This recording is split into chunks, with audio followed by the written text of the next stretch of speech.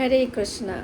भागवत गीता अध्याय 15 पुरुषोत्तम योग। श्री भगवानुवाच। अर्थ के साथ ऊर्ध्वमूलमधः शाखाम् अस्वस्थं प्राहुरव्ययं छन्दांसि यस्य पर्णानि यस्तं वेद स वेदवित्।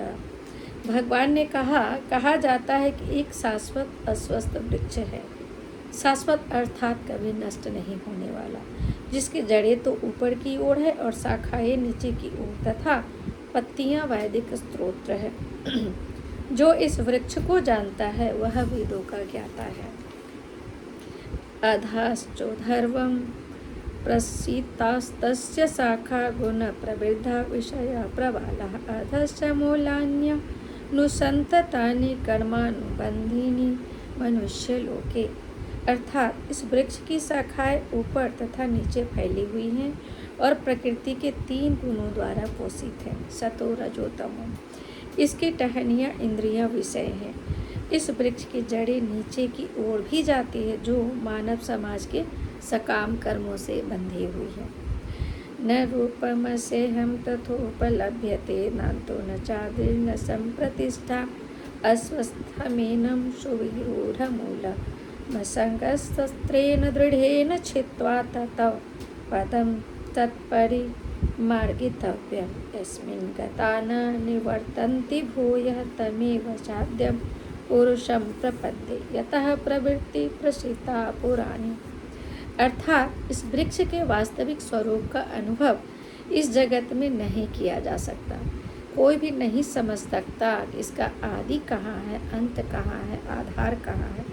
लेकिन मनुष्य को चाहिए कि इस दृढ़ मूल वाले वृक्ष को विरक्ति के शस्त्र से काट गिराए। तत्पश्चात उसे ऐसे स्थान की खोज करनी चाहिए जहाँ जाकर लौटना न पड़े, जहाँ इस भगवान की शरण ग्रहण कर ली जाए, जिससे अनादि काल से प्रत्येक वस्तु का सूत्रपात तथा विस्तार होते हुए आया है।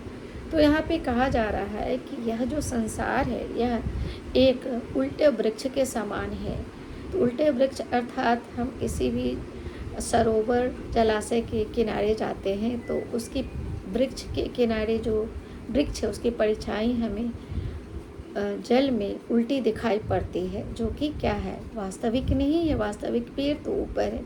तो वही जो जलाशय में जो पेड़ की परछाई दिखती है वही यह भौतिक जगत है, जो कि कहते हैं नश्वर है, अशाश्वत है। इसलिए यहाँ पे कहा गया कि वैराग्य और विरक्ति के शास्त्र से इसे काट गिराए और ऐसे स्थान की खोज करे जहाँ से वापस न आना पड़े, जहाँ उस भगवान की शरण ग्रहण कर ली जाए, जिससे अनादि काल से प्रत्येक वस्तु का सूत्रपात हुआ है। अर्थात आदि गोविंदम पुरुषम तमहम भजामि, जहाँ से यह आध्यात्मिक जगत भौतिक जगत दोनों का ही आरंभ हुआ है।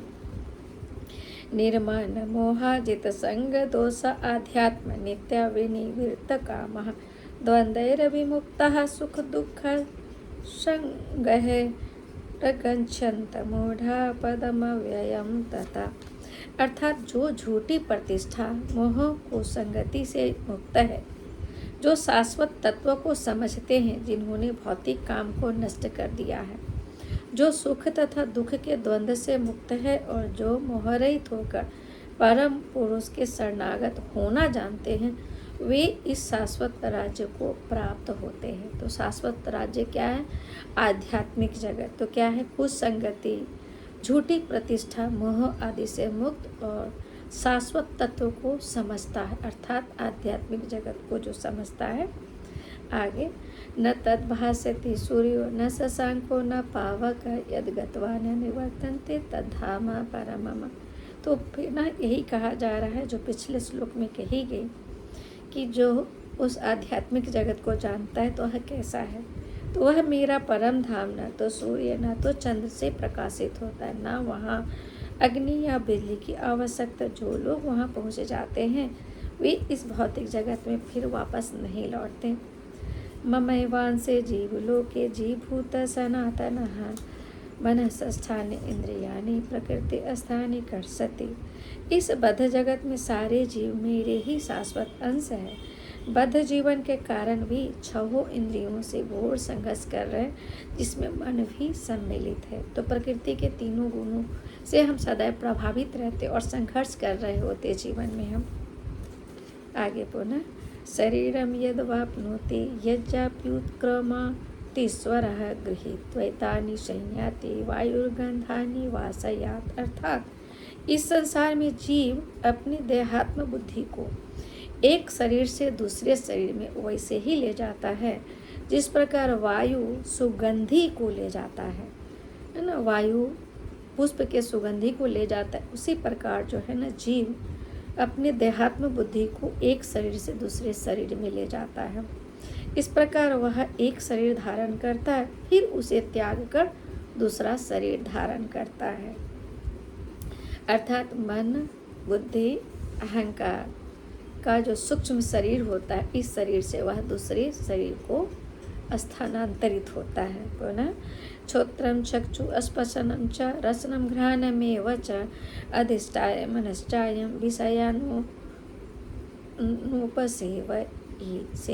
विषयानुपसेवते। अर्थात क्या, इस प्रकार दूसरा स्थूल शरीर धारण करके विशेष प्रकार का कान, आँख, नाक तथा स्पर्श इंद्रिया प्राप्त करता है। अर्थात एक शरीर मानव का हो सकता है, दूसरा शरीर कोई पशु पक्षी या पुनः मानव का हो सकता है, लेकिन स्तर उसका अलग हो सकता है। तो वह क्या है, एक शरीर त्याग कर दूसरा शरीर ग्रहण करता है, जिसमें भिन्न प्रकार के विशेष प्रकार के उसकी इंद्रियां होगी, जो मन के चारों ओर संपूजित है। और इस प्रकार वह इंद्रिय विषयों के एक विशिष्ट सामुच्चय का भोग करता है। पुनः उत्तराकामंतम स्थितम व अपि भुंजानम व गुणान्वितम विमूढ़ानानुपश्यन्ति ज्ञान चक्षुषा। अर्थात मूर्ख तो न समझ पाते कि जीव किस प्रकार अपना शरीर त्यागता है न तो यह समझ पाते कि प्रकृति के गुणों के अधीन वह किस तरह शरीर का भोग करता है। लेकिन जिसकी आंखें ज्ञान में प्रशिक्षित है, ज्ञान अर्थात वैदिक ज्ञान से, वह यह सब देख सकता है। तो अर्थात जो भागवत गीता के ज्ञान को समझा हो, वह ज्ञान के नेत्र से इसे समझ सकता है कि किस प्रकार जीवात्मा एक शरीर से दूसरे शरीर में स्थानांतरित होती।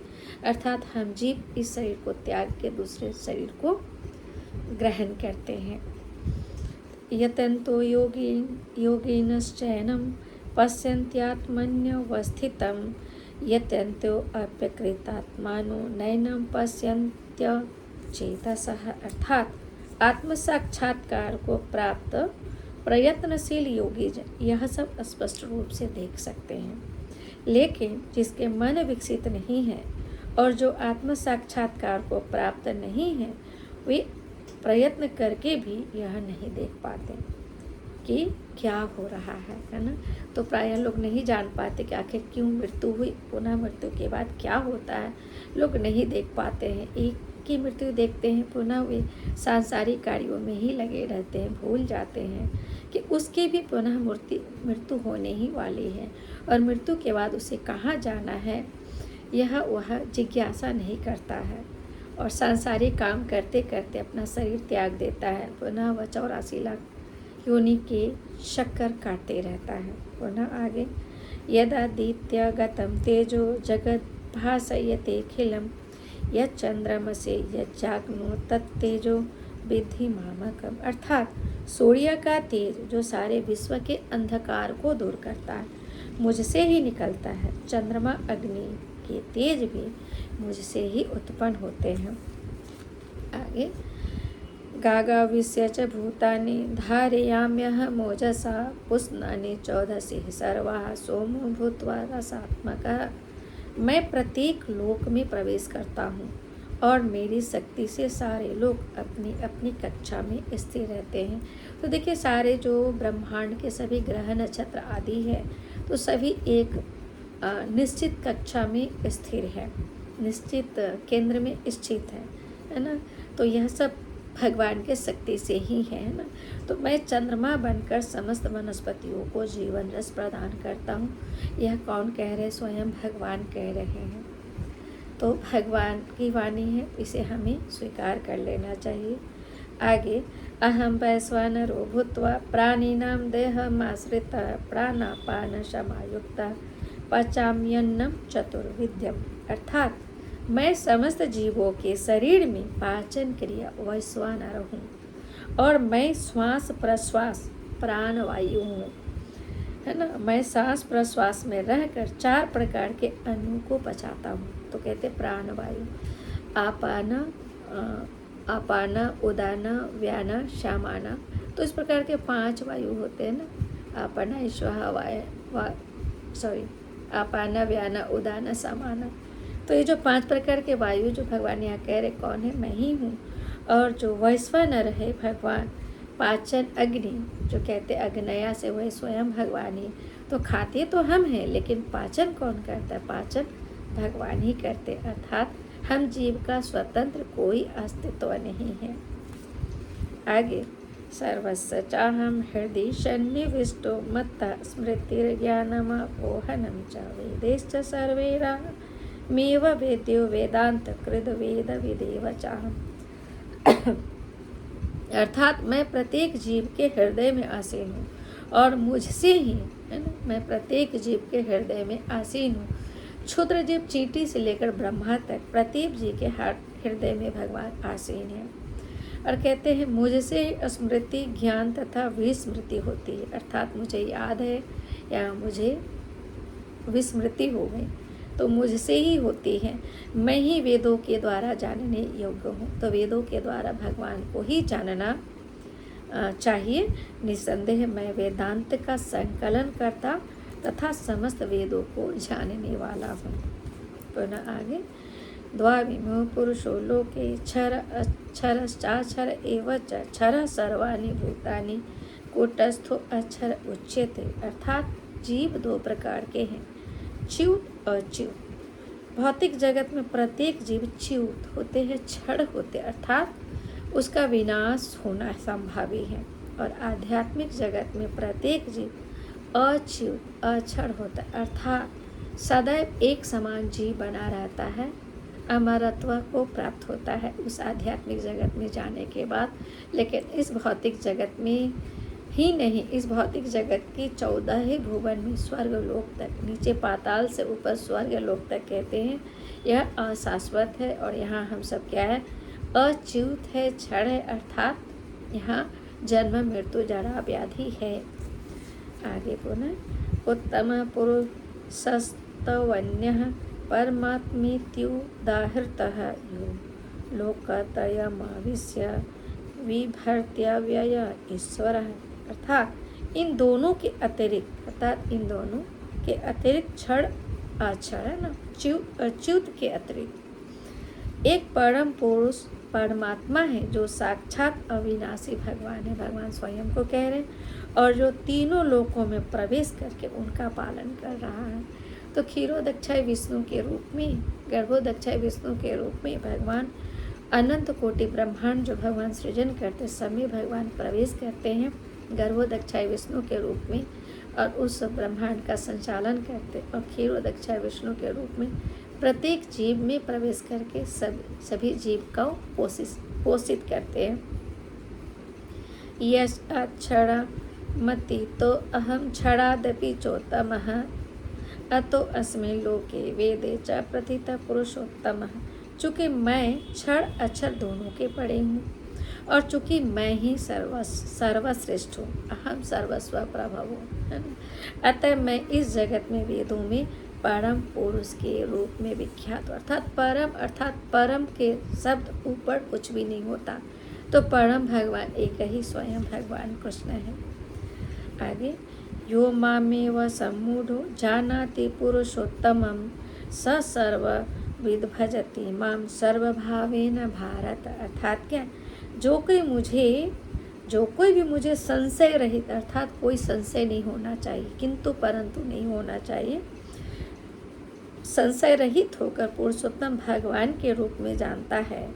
कौन, किसे, मुझे, भगवान कह रहे हैं ना, भगवानुवाच, तो कहते जो कोई मुझे संशय रहित होकर पुरुषोत्तम भगवान के रूप में जानता है वह सब कुछ जानने वाला है। अतएव हे भरत पुरुष, वह व्यक्ति मेरी पूर्ण भक्ति में रत रहता है।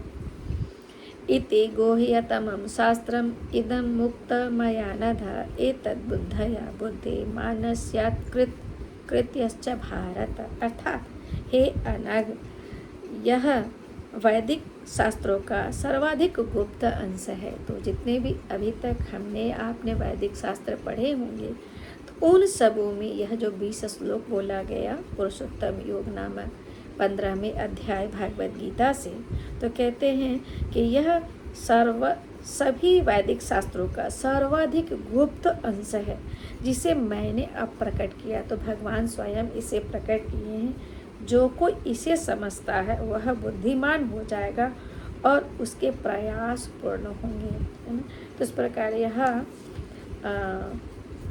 भागवत गीता के 15वें अध्याय का पुरुषोत्तम योग का भक्ति वेदांत तात्पर्य पूर्ण हुआ। हरे कृष्ण।